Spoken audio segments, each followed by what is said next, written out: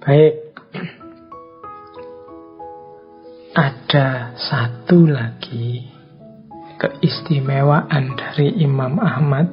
Tadi saya bilang beliau ini pendiam, suka menyendiri. Nanti sampai tua sebenarnya ada sesuatu yang sangat menggelisahkan beliau, yaitu popularitas. Jadi beliau ini sangat gelisah dengan popularitas beliau sendiri. Ini berlawanan dengan kita ya. Kita hari ini kan mengejar populer, mengejar viral, mengejar like, mengejar komen, mengejar retweet, mengejar popularitas. Tapi Imam Ahmad kebalikannya. Ada beberapa quotes yang saya bawa dari Imam Ahmad tentang popularitas ini. Saya bawa 4 di antaranya. Yang pertama, saya ingin bersembunyi di lembah Mekah hingga saya tidak dikenal. Saya ini diuji dengan popularitas. Jadi popularitas bagi Imam Ahmad ternyata ujian. Kalau kita kan seringkali popularitas ini tujuan. Kalau ada orang tidak kenal kita, kalau ada orang tidak ngerti kita, kita datang orang cuek itu kan kita tersinggung, kita marah. Tapi Imam Ahmad malah kalau bisa saya ingin bersembunyi di lembah Mekah. Yang kedua, berbahagialah orang yang dijadikan Allah tidak terkenal. Wah, ini saya dan teman-teman harusnya bahagia ya. Kita kan bukan orang terkenal. Kita orang biasa-biasa saja semuanya. Meskipun diam-diam kita memendam hasrat untuk terkenal. Mungkin lewat medsos, mungkin lewat tampilan-tampilan kita atau gaya kita di depan orang lain. Tapi sebenarnya kita tidak dibuat populer oleh Allah, itu membahagiakan. Yo, ureanya panjang.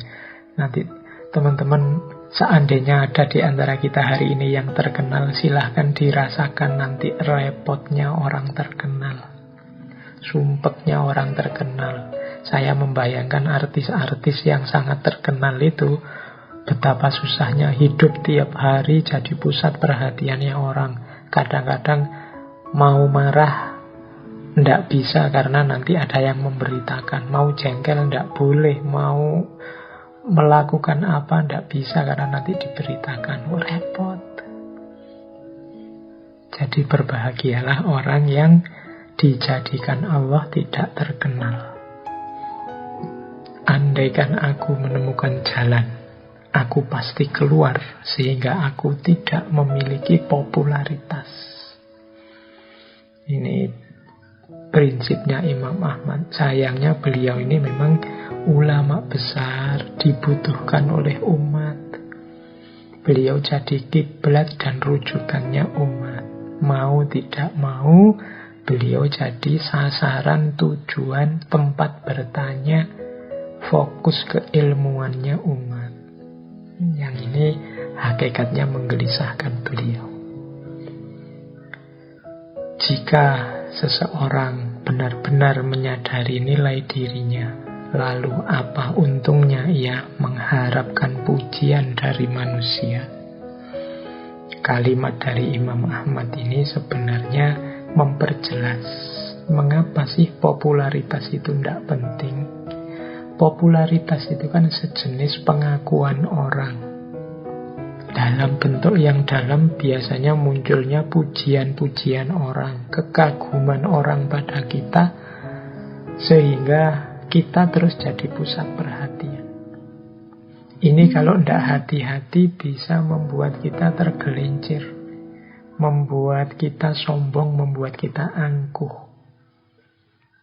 Kata Imam Ahmad, kalau orang itu sudah ngerti bahwa dia benar, bahwa dia baik, yang dia lakukan sudah lurus semua, tidak ada pentingnya lagi pengakuan orang, pujian orang.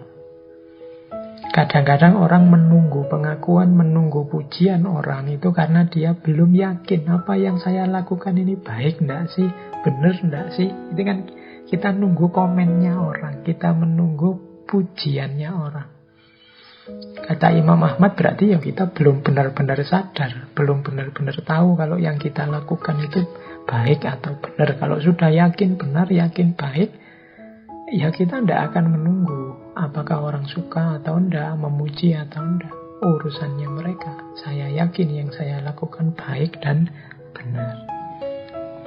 Kita kan misalnya foto karena ingin dianggap ganteng, terus kita share, nunggu orang like semua. Begitu banyak yang bilang, wah ganteng nih, wah tambah cakep aja, wah tambah mulus aja, wah kita terus muncul rasa berarti aku memang ganteng. Itu berarti semula kita tidak yakin kita ganteng, nunggu komen orang.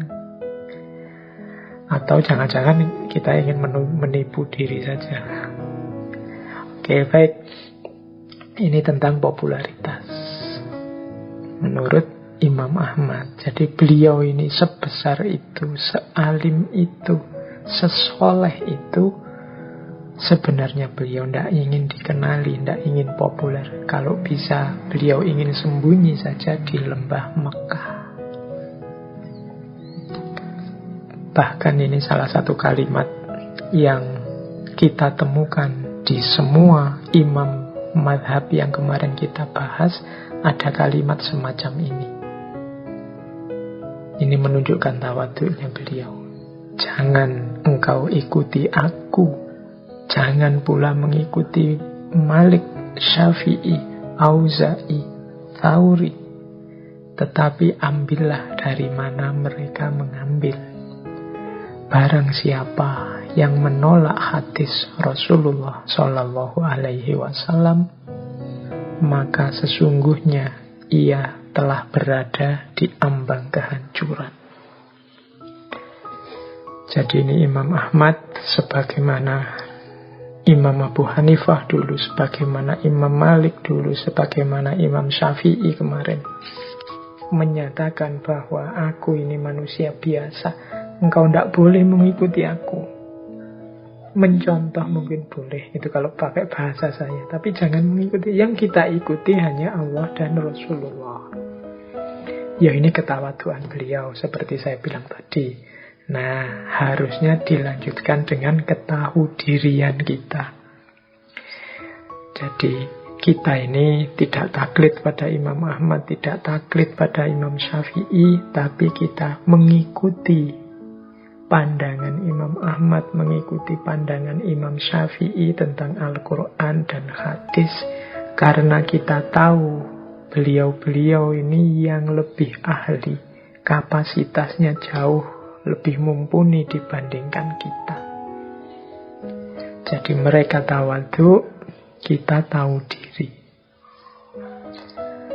Oke, jadi ini prinsip dari penjelasan beberapa tadi. Mungkin teman-teman sudah bisa menggambarkan sosok alim dan soleh yang seperti apa Imam Ahmad itu.